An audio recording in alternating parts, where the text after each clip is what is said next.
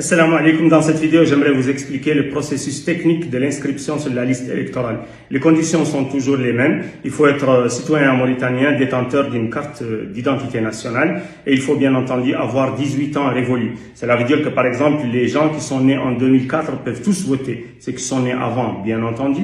Les naissances de 2005, il faudra être né avant le jour du vote. Il y a deux nouveautés. La première est que la présence est obligatoire, comme on le verra tout à l'heure, c'est-à-dire que plus personne ne peut vous inscrire en votre absence. Et ça, c'est une mauvaise chose pour les gens qui se sont occupés depuis quelques mois à collecter ou acheter les cartes d'identité.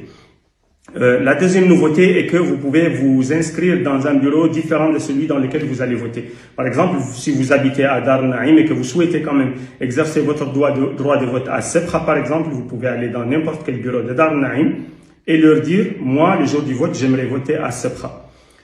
Techniquement, cela se présente ainsi. Vous venez dans n'importe quel bureau, il y en a partout sur le territoire national. Vous posez les doigts sur les deux lignes rouges. La machine va reconnaître votre empreinte. Ensuite, la fonctionnaire va vous demander la carte d'identité. Sur votre carte d'identité, il y a une puce. Les informations qui sont sur la puce seront collectées par la machine. Il faudrait qu'il y ait conformité et concordance entre les informations données par la puce et les informations qui sont contenues dans la carte d'identité. Une fois que la conformité est acquise, la personne va vous demander dans quel bureau de vote vous souhaitez voter. En fait, pas dans un bureau, mais dans un centre, parce que les bureaux ne sont pas encore connus. Et elle va enregistrer la wilaya, la muqata'a, la commune, et ensuite le centre dans lequel vous souhaitez voter. Et à la fin, la personne va vous demander votre numéro de téléphone. On va bien entendu masquer le numéro de téléphone. Une fois que toutes ces informations sont collectées par le ou la fonctionnaire, elle va les valider. Après validation, l'imprimante va donner le reçu. Elle va vous le donner avant de sortir du bureau, et ça c'est très important. Il faudra vérifier que les informations contenues dans le reçu sont conformes aux informations que vous avez données à la personne. En particulier, une seule information très importante, c'est le bureau dans lequel vous allez voter.